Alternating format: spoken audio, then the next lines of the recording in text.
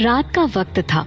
अचानक सम्राट चक्कर खाकर गिर पड़े थे। ये देखकर आम्रपाली घबरा गई थी। पहले जब सम्राट ने उससे कहा कि उनकी तबीयत ठीक नहीं लग रही है तो पहले आम्रपाली को उन पर यकीन नहीं हुआ। उसे लगा कि सुबह की तरह सम्राट उसके साथ कोई मजाक कर रहे हैं, लेकिन वाकई में सम्राट की स्थिति ठीक नहीं थी। आम्रपाली ने तुरंत उनके दोनों कंधों को सहारा देते हुए संभाला। सम्राट की ऐसी स्थिति देखकर वो भी डर गई थी।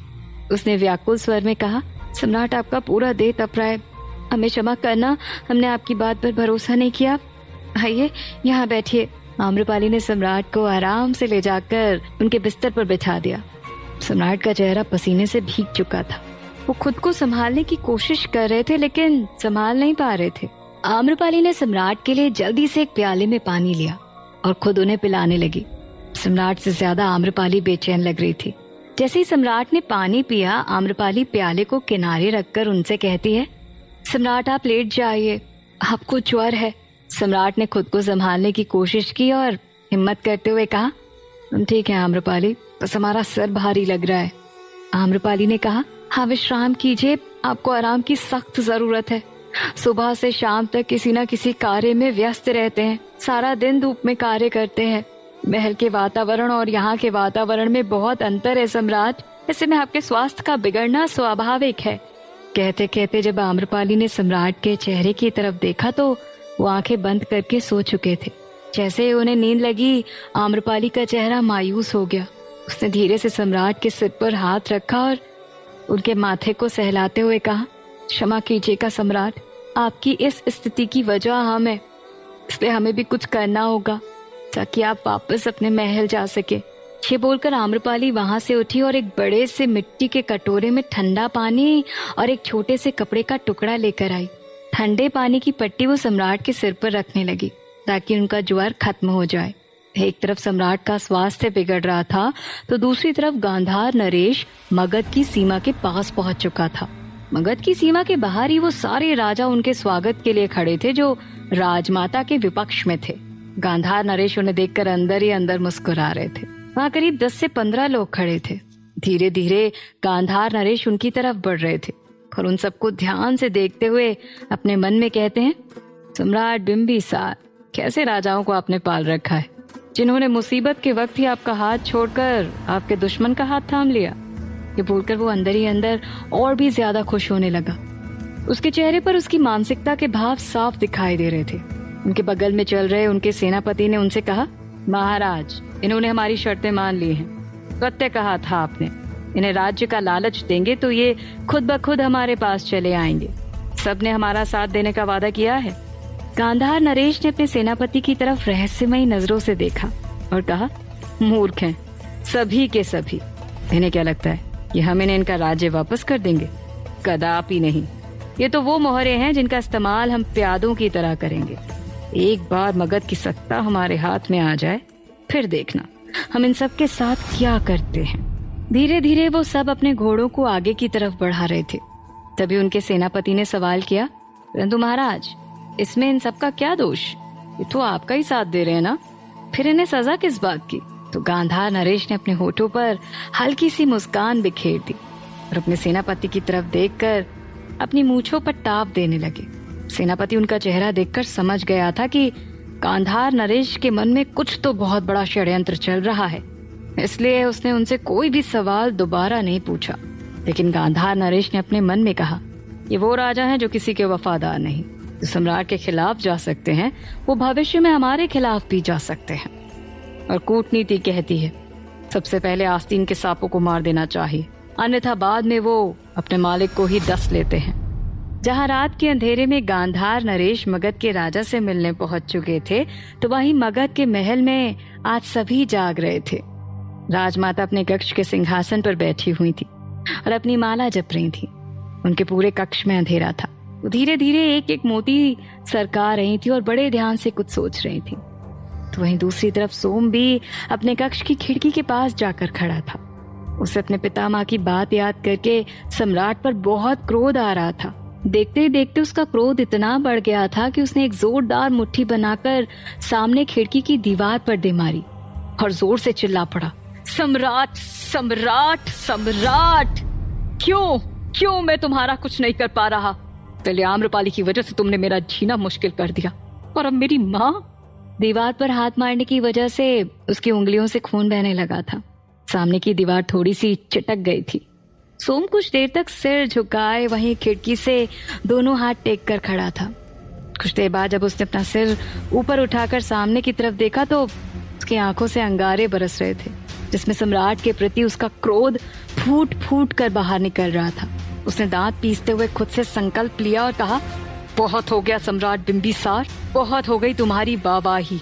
वजह चाहे जो भी रही हो, लेकिन तुम्हें तुम्हारे किए की सजा हम जरूर देंगे। तुम्हारी वजह से हमने अपने माता पिता खोए हैं और अब तुम्हें भी खोना पड़ेगा। तुम्हें आम्रपाली से बहुत प्रेम है ना? नहीं होगी वो तुम्हारी, मैं उसे तुम्हारा होने ही नहीं दूंगा। जब मेरा कोई अपना नहीं बचा तो अब तुम्हारा भी कोई अपना नहीं बचेगा। सोम किसी भी तरह से अब सम्राट को बर्बाद करना चाहता था, और वहीं रानी कौशला राजमाता को मगध उसे सौंपने के लिए मजबूर करना चाहती थी, और इसी वजह से वो भी सारी रात जागती रही। अपने आरामदायक शाही आसन पर सिर टेक कर आंखें बंद किए हुए बैठी रही। तभी रानी चेलना अपने हाथ में एक मोटी सी गठरी बांधकर रानी कौशला के पास आई। उनके आने की आहट सुनकर कौशला की नींद खुल गई। रानी चेलना के हाथ में वो गठरी देखकर वो अपनी जगह पर खड़ी हुई और उलझन में आते हुए कहती हैं, आप यहाँ क्या कर रही हैं और ये गठरी क्यों लेकर आई हैं? हमें नींद नहीं आ रही थी, इसलिए आपकी नींद भंग करने के लिए आ गए। आपका स्वास्थ्य ठीक तो है ना रानी चेलना? या फिर सम्राट के जाते ही आपका दिमाग भी उनके पीछे पीछे चला गया? कैसी अजीबोगरीब हरकतें करने लगी हैं आप? और ये गठरी, ये किसके लिए है? रानी कौशला ने रानी चेलना के हाथ में रखी हुई गठरी की तरफ इशारा किया। ये आपके लिए है, इसमें आपके वस्त्र हैं। रानी चेलना ने उस गठरी को उनके हाथ में पकड़ा दिया और कहा, बहुत जल्दी हम सब इस महल को छोड़कर जाने वाले हैं, इसलिए उसकी तैयारी हमने अभी से कर दी है। कहना क्या चाहती हैं हम? यही कि आप भी भली भांति जानती है कि गांधार नरेश मगध की तरफ बढ़ रहा है। यदि हमने सम्राट को वापस नहीं बुलाया तो जल्द ही मगध पर गांधार नरेश का आधिपत्य होगा। इसलिए रानी कौशला, हमारी बात मानिए। महारानी बनने का स्वप्न बाद में देखिएगा, लेकिन इससे पहले सम्राट का यहाँ होना अति आवश्यक है। इसलिए चलिए हमारे साथ, हम सम्राट को ढूंढकर वापस महल लेकर आएंगे। रानी चेलना सम्राट को बुलाने की बात कर रही थी तो रानी कौशला कहती हैं, और आपको लगता है कि आपके कहने से सम्राट यहाँ आ जाएंगे? याद है कि भूल गई? जब सम्राट जा रहे थे तो आपने उन्हें रोकने की कोशिश की थी, लेकिन फिर भी वो नहीं रुके, और अब आपको लगता है कि वो आपकी बात मानकर आ जाएंगे? रानी चेलना ने आंखों में विश्वास लिए दृढ़ता से कहा, उन्हें आना ही पड़ेगा रानी कौशला, अन्यथा मगध गांधार की शत्रुता का भेद चढ़ जाएगा। और वैसे भी हम उनकी धर्म पत्नी हैं और उन्हें हमारी बात माननी ही पड़ेगी। पिछली बार हम उन्हें नहीं रोक पाए थे, लेकिन इस बार उन्हें अवश्य लेकर आएंगे, और इसमें आप हमारा साथ देंगी। कभी नहीं। ऐसे मना करते हुए रानी कौशला ने अपने दोनों हाथ बांध दिए और दूसरी तरफ मुंह फेर कर उनसे कहती हैं, आपकी इस मूर्खता में हम आपका साथ कदापि नहीं देंगे, और आप भी यहाँ से बाहर नहीं जाएं तो आपकी सुरक्षा के लिए बेहतर होगा। परंतु रानी चेलना आगे बोलने ही वाली थी कि उन्हें बीच में टोकते हुए कौशला ने कहा, हम आपकी कुछ भी नहीं सुनने वाले, बल्कि आप हमारी सुने। मगध को कुछ भी नहीं होगा।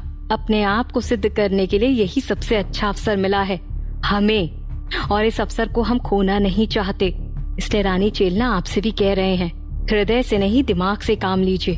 और रही बात सम्राट की, तो हमने पहले भी आपसे कहा था कि जिस दिन हम महारानी बन गए तो हम अवश्य ही उन्हें वापस ले आएंगे और उस आम्रपाली को उनसे दूर कर देंगे। तो यही कार्य आप पहले भी कर सकती थी ना रानी कौशला? पहले भी तो जब सम्राट वैशाली में थे तब भी आपके पास महारानी बनने के अवसर थे। तब क्यों नहीं सोचा था आपने ये सब कुछ? तब क्यों आम्रपाली को मारने पर तुली थी? रानी चेलना के सवाल से रानी कौशला के चेहरे पर गंभीर भाव छा गए। उन्होंने कहा, क्योंकि तब सम्राट ने मगध नहीं छोड़ा था और राज सिंहासन खाली नहीं था, इसलिए उस वक्त हमारे पास आम्रपाली को उनसे दूर करने के अलावा और कोई रास्ता नहीं था। लेकिन अभी सम्राट ने मगध त्याग दिया है, इसका मतलब मगध का शासक कोई नहीं रहा, इसलिए हम ये अवसर नहीं खोना चाहते। रानी कौशला का जवाब सुनकर रानी चेलना के पास बोलने के लिए अब शब्द नहीं बचे थे, लेकिन रानी कौशला अपना धैर्य खो चुकी थी। उन्होंने कहा, अगर अब आपका पागलपन खत्म हो चुका हो तो जाइए और चुपचाप सो जाइए। रानी कौशला के आगे रानी चेलना ठंडी पड़ती नजर आ रही थी तो चुपचाप वहां से चली गई। जब रानी चेलना मगध की तरफ बढ़ते खतरे को देखकर सम्राट को वापस बुलाना चाहती थी तो वहीं गांधार नरेश उन सभी राजाओं से मिले सबने गांधार नरेश का सम्मान के साथ स्वागत किया। गांधार नरेश ने उन सबसे बड़े ही आदर और अपनेपन के साथ कहा, आप सब हमारा साथ देने के लिए तैयार हुए, इसके लिए हम आप सबके बहुत बहुत आभारी हैं। तभी एक राजा ने कहा, गांधार नरेश, आभारी तो हम भी आपके हैं, जो आपने यहाँ आकर हमें एक उम्मीद की किरण दिखाई है। अन्यथा सम्राट अपना राज सिंहासन एक बूढ़ी औरत के हाथ में सौंप कर चले गए, जिन्हें हमारी योग्यता पर भरोसा नहीं, हम उनका साथ कदापि नहीं दे सकते।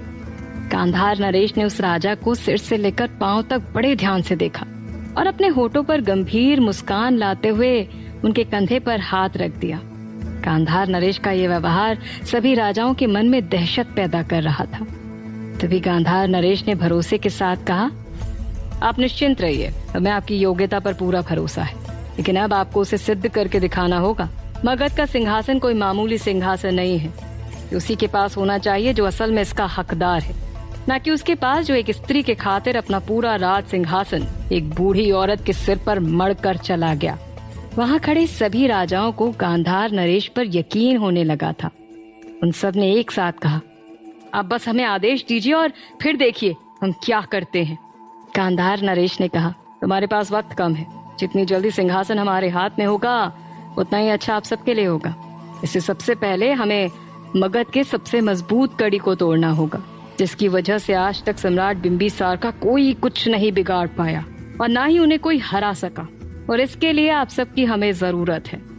तभी राजा ने कहा, गांधार नरेश, ये सब करने की क्या आवश्यकता है? हम तो कहते हैं कि हमारी सेनाओं को मिलाकर आपकी सेना और भी ज्यादा मजबूत हो जाएगी। इसके सामने मगध की सेना कुछ भी नहीं। बल्कि हम तो ये भी कहते हैं कि आप रातों रात मगध पर आक्रमण कर दीजिए। जब तक वो संभल पाएंगे, मगध हमारे हाथ में होगा। उस राजा की बात सुनकर बाकी सभी राजा भी आमे हाँ मिलाने लगे। सभी अपनी सेना गांधार नरेश को देने के लिए तैयार थे, लेकिन गांधार नरेश ने अपना चेहरा कुछ ऐसा बना लिया जैसे उन सब ने कुछ बेवकूफी भरी बात कह दी हो। उनके चेहरे के भाव देखकर सभी राजा चुप हो गए। सब आपस में सोचने लगे कि आखिर उन्होंने क्या गलत कह दिया। तभी गांधार नरेश अपनी मूंछों पर ताव देने लगे और वहां खड़े सभी राजाओं की तरफ देखकर निश्चिंत स्वर में कहते हैं, आप लोगों ने कभी सोचा है कि आप सब सम्राट क्यों नहीं बन पाए? सब उलझन में आकर गांधार नरेश की तरफ देखने लगे। गांधार नरेश ने उन्हें उत्तर दिया और कहा, एक सम्राट के लिए युद्ध उसका आखिरी विकल्प होता है। एक साम्राज्य विजय के लिए जब सारे उपाय और योजनाएं विफल हो जाएं, तब फिर युद्ध होता है। और अभी तो हमने कुछ किया भी नहीं, तो फिर युद्ध के बारे में क्यों सोचना? हाँ, आप इतने समय से सम्राट के साथ थे, लेकिन वो काम कैसे करते थे ये आप लोग कभी समझ ही नहीं पाए। खैर, हमारे साथ रहेंगे तो हम आपको सब कुछ सिखा देंगे, लेकिन फिलहाल हम अभी युद्ध नहीं करेंगे। इसके बाद गांधार नरेश ने सभी को उनका काम बताकर वहां से भेज दिया। उनके जाने के बाद उनके सेनापति ने पूछा, महाराज, आखिर आपकी योजना क्या है? तो गांधार नरेश ने अपने सेनापति से कहा, तुम्हें ज्ञात है, पिछली बार जब हम मगध पर आक्रमण करने के लिए गए थे तो सम्राट ने छल से अपनी उस विष कन्या को भेजकर हमें मौत का द्वार दिखा दिया था, जिसकी वजह से यह युद्ध रोकना पड़ा था। यदि सम्राट को छल पसंद है तो हम भी उन्हें छल से ही जवाब देंगे, और वैसे भी वो मगध में नहीं है, तो बाकियों को मूर्ख बनाना तो बहुत आसान है। ये बोलकर गांधार नरेश की आंखों में एक रहस्यमयी चमक दिखाई देने लगी। आखिर क्या चल रहा था उनके मन में? क्या सम्राट गांधार नरेश के छल से मगध को बचा पाएंगे? जानने के लिए सुनते रहिए।